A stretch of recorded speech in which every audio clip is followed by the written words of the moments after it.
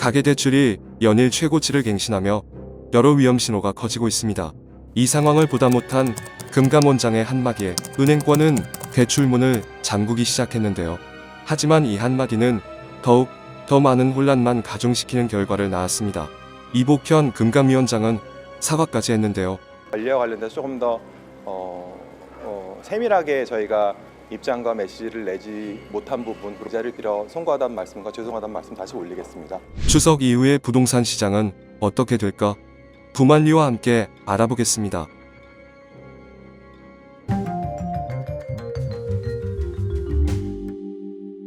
안녕하세요, 이충민입니다. 지금 대출 규제 정책으로 인해서 굉장히 좀 부동산 시장이 혼란의 시기를 겪고 있습니다.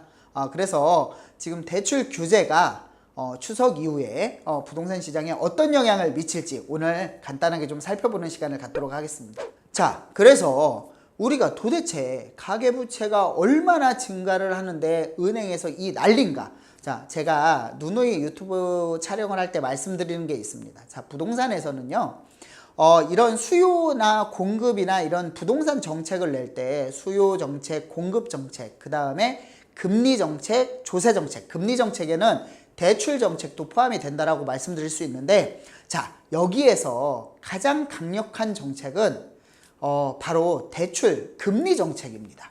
왜냐하면 조세 정책이라는 분이 일부 있으시긴 한데, 조세 정책은요, 돈이 이제 수익이 남았거나 남을 것을 예상을 할 경우에는 조세 정책은 그렇게 문제가 되지 않습니다. 왜냐면은 내가 만약에 세금을 10억을 벌었는데 1억을 내다가 3억을 내, 5억을 내, 10억을 번다라는 믿음과 보장만 있다라고 하면은 3억이나 5억이 증가를 하더라도 투자를 하거나 유입이 됩니다. 하지만 대출은 우리가 말 그대로 가계부채가 폭발적으로 증가하는 이유가 뭐냐면 영끌족이 시장에 투입이 되거나 아니면은 패닉바잉 시절이 오거나 라고 했을 때 이 가계부채가 폭발적으로 늘어납니다. 무슨 얘기냐면 자기 자본이 별로 없다라는 얘기죠. 만약에 10억의 아파트를 살 때 뭐 3, 4억 정도는 내 돈이지만 결과적으로 6, 7억 정도의 7, 8억 정도의 대출을 다 받아서 은행빚으로 사기 때문에 이 대출 규제 정책은 가장 강력한 정책이라고 볼 수 있습니다.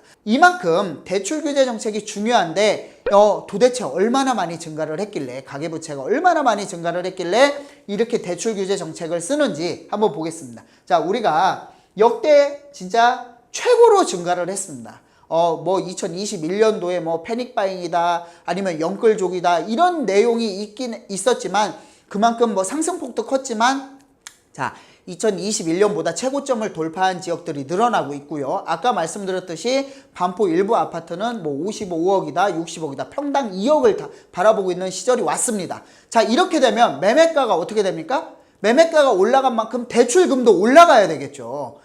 거래량은 예전보다 회복을 비슷하게 하긴 했지만 매매가가 그만큼 늘어났기 때문에 이 거래에 대한 총 매매가가 올라갔습니다. 그래서 총 뭐 만약에 100조였다. 그러면 여기서 50조의 대출이었는데 지금 200조다. 50%만 받으면 100조지 않습니까? 그만큼 크게 늘어나고 있다라고 볼 수 있고요. 자, 3월에서는 뭐 3월은 볼 것도 없습니다. 왜냐하면 거래량도 워낙 많이 줄었기 때문에. 근데 지금 보시면 가계대출이 이제 9조 6천억이 넘어가.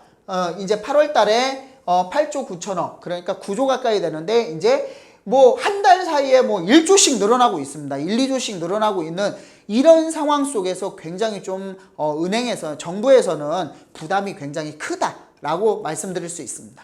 그래서 이 뉴스들을 한번 살펴보면은요, 가계대출이, 주담대 대출이 굉장히 뭐 폭등하고 있고 역대 최고 속도로 늘어나고 있고, 자, 이 2021년 영끌시대보다 가파르게 상승을 하고 있습니다. 2021년보다 그때도 영끌종, 패닉바잉종 굉장히 많았는데 막차 수요가 패닉해서 뭐 정신이 나가서 혼미해서 대출을 받고 끌어모으고 있다. 그래서 집 있으면 못 내드립니다. 자, 9일부터 대출에 대한 태자가 굉장히 이런 규제로 인해서 이제 대출 규제가 좀 많이 늘어날 것이다라는 이런 뉴스들이 계속해서 나오고 있는 그런 부동산 상황입니다. 자, 근데 이런 대출 규제가 일관적이지 않습니다. 지금 굉장히 혼란적이라고 볼 수 있는데, 혼란스럽다라고 볼 수 있는데 제가 아까 설명을 드렸죠. 1차적으로 은행 자율, 2차적으로 니네 금리만 올려? 정부 개입, 3차적으로 혼란을 들여서 미안해, 4차적으로 그래 니네가 은행 자율적으로 다시 해. 이렇게 지금 계속적으로 혼란을 주고 있습니다. 그리고 지금 대출 규제가 주담대 대출뿐만이 아니라 전세자금 대출까지 굉장히 규제를 강하게 지금 하고 있죠. 왜냐면은 이 대출 규제를 해야 집값이 안정이 돼야 우리가 기준금리를 내릴 수 있습니다. 지금 전 세계적인 분위기는 기준금리를 인하하는 분위기로 돌아섰습니다. 분명히. 하지만 우리나라는 지금 다른 나라 같지 않게 이 부동산 가격이 계속해서 이제 상승을 하고 있기 때문에 기준금리가 만약에 또 여기서 인하를 하면 이 부동산 가격을 잡지 못하는 그런 부작용을 만들 수 있기 때문에 그래서 대출 규제로서 이제 사전에 기준금리를 내릴 수 있는 밑작업을 좀 해놓고 있지 않나 이렇게 말씀드릴 수 있는데 자 도대체 이 굉장히 혼란스러운 이 시국 실수요자의 주거 혼란만 가중시키는 정부 정책이라고 볼 수 있는데 자 둔촌조공은 지금 난리가 났습니다. 둔촌조공 같은 경우에는 실거주 의무가 없죠. 그래서 이제 미분양이 싹 다 해소가 됐었다라고 말씀드릴 수 있는데 자 근데 그래서 다주택자들이 투자를 할 수 있었던 시장이 둔촌주공입니다. 그래서 막 그때 당시에는 둔촌주공 정부가 라이언 일병 구하기가 아니라 둔촌주공 구하기 막 이렇게 해서 얘기가 나올 정도로 이제 실거주 요건을 뭐 폐지하고 일부 이제 완화하고 이랬었는데 자 대부분 그러면 투자자들이 샀겠죠. 그러면은 투자자들이 샀는데 그 전세입자가 들어오면 다주택자들이 가지고 있기 때문에 전세자금 대출을 안 해준다는 겁니다. 얼마나 혼란스럽습니까? 그러면 전세를 어떻게 맞춥니까? 전부 다 월세를 맞춰야 되는데 그러면 그 돈을 대출을 받아야 되는데 또 대출도 못 받습니다. 다주택자들은. 그래서 이런 시장들이 굉장히 혼란스러운 시장을 지금 지나고 있다라고 볼 수 있고요. 실수요자와 대한민국 부동산 시장을 고려하지 않은 대출 규제는 과연 이 파급 효과는 어디로 갈 것인가? 어떻게 가져갈까? 이런 부분들이 굉장히 좀 궁금해하고 이런 시장들이 혼란해하고 있습니다. 자, 그래서 지금까지 살펴봤듯이 지금 부동산 시장이 막 정고점을 돌파하고 이런 시장들이 계속적으로 나오고 지방은 미분양이 속출하고 하지만 서울 도심권들은 이런 거래량이 늘어나고 하고 있습니다. 그래서 대출 규제 정책들이 계속적으로 나오고 또 들어가고 말을 번복하고 이런 혼란적인 시장 속에서 자, 추석 이후에는 과연 부동산 시장이 어떻게 변할 것인가? 이대로 대출 규제 때문에 어느 정도 안정이 될 것인가? 아니면은 이거를 대출 규제의 효과가 없이 그냥 계속적으로 질주를 할 것인가? 마지막으로 좀 살펴보도록 하겠습니다. 자, 그래서 추석 이후에 부동산 시장은 과연 어떻게 변할 것인가? 자, 수요 억제 정책으로 바뀐 부동산 정책이죠. 자, 이게 추가 규제 정책 나올까? 여기서 이게 중요한 부분이 있습니다. 자, 우리는 전 정권을 기억하실 겁니다. 자, 전 정권에서 임기 5년 동안 4년 내내 공급은 부족하지 않다. 수요가 너무 많아서 그렇다. 그래서 주택임대사업자도 폐지하거나 혜택 전부 다 축소하고 그 다음에 법인이 매입하는 거 종합부동산세 종부세 이 감면 혜택 전부 다 폐지하고 이렇게 해서 수요자만 계속적으로 억눌렀었습니다. 자, 근데 마지막에 어땠습니까? 마지막 1년 자, 용산 정비창 부지 국제업무지구였던 정비창 부지 거기에다 임대아파트 공급하겠다.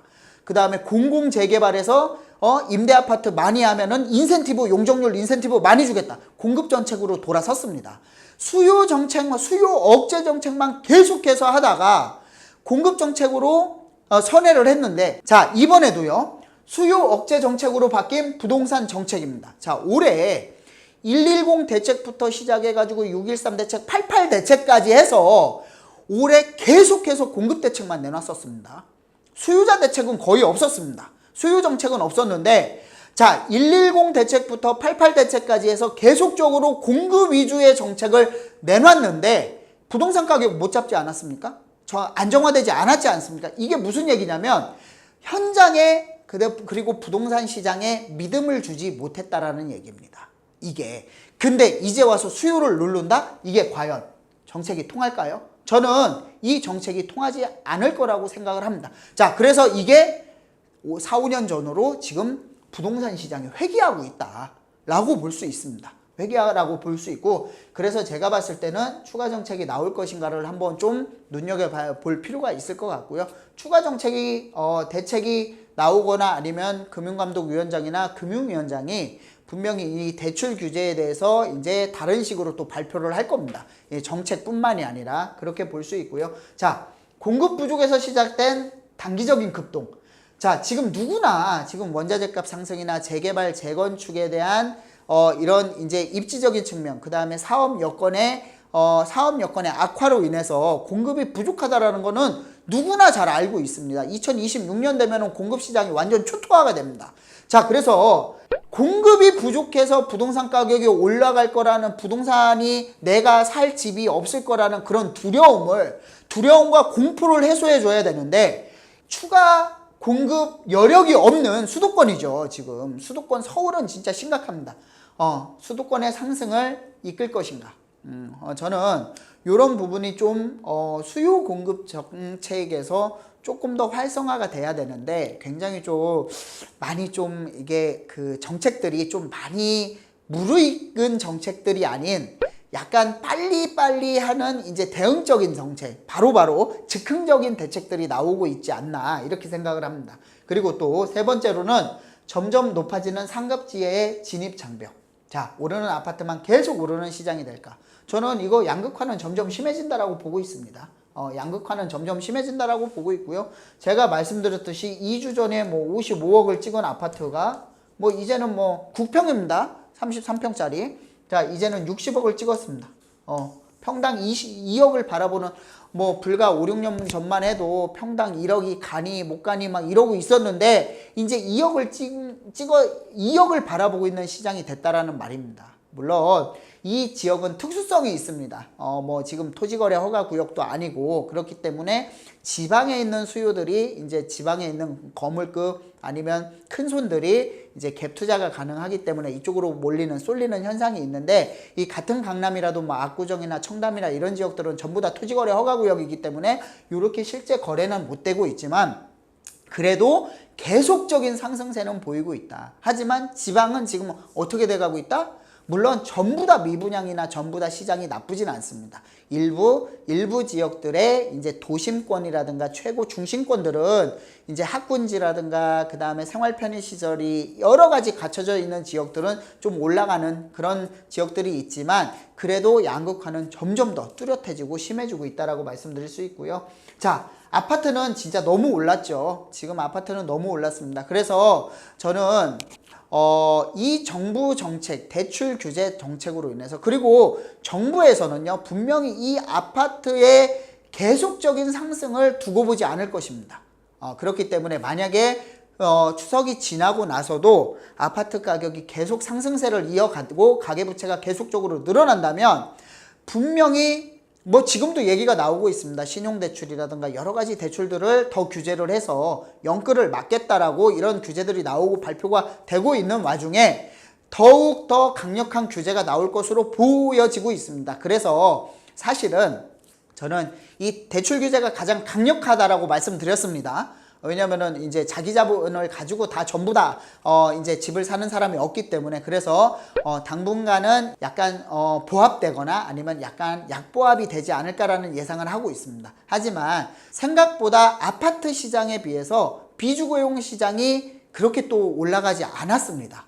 물론 88 대책으로 인해서 거래량이 조금 늘었다라는 통계는 있지만, 그렇게 눈에 띄게 가격이 상승하거나 늘지는 않았다. 그래서 만약에 원래는 아파트 가격이 올라가면은 그 소형 아파트 가격이 굉장히 많이 상승폭을 보이고 있는데, 이러면은 비아파트 가격이 갭 메우기를 통해서 좀 상승을 해줘야 되는데, 지금 그렇지 못하고 있는 시장에서 아파트 가격의 대출 규제가 심하다라고 하면은 비아파트에 있는 좀 괜찮은 그런 주택용 뭐 빌라나 다세대 주택이나 연립주택 가격들은 조금 상승폭은 보이지 않을까, 거래량은 조금 늘어나지 않을까, 이런 생각은 좀 가지고 있습니다. 그래서 지금까지 이제 추석 이후에 이 대출 규제로 인해서 추석 이후에 부동산 시장이 어떻게 바뀔 것인가 한번 좀 살펴보는 시간을 가졌는데요. 자, 지금 대출 규제로 인해서 부동산 가격이 상승이 보합이나 약보합이 이루어지고 거래량이 좀 줄어든다면 부동산 시장은 조금 잠잠해질 것으로, 조금 조용해질 것으로, 그리고 조금 안정될 것으로 보여집니다. 하지만 이게 만약에 이거를 뚫고 지나간다면 추가 대책이 분명히 나올 것으로 예상을 하고 있고요. 그래서 추석 이후에 대출 규제 정책이나 이런 것들이 어떻게 바뀌는지를 좀 꼼꼼하게 들여다볼 필요는 있을 것 같습니다. 자, 그리고 부동산에 대해서 궁금한 점이 있으시면 댓글로 달아주시면은 거기에 대한 답변을 상세하게 드리도록 하겠습니다. 자, 오늘은 이것으로 마치겠습니다. 풍성하고 즐거운 건강한 한가위 되시기 바랍니다. 감사합니다.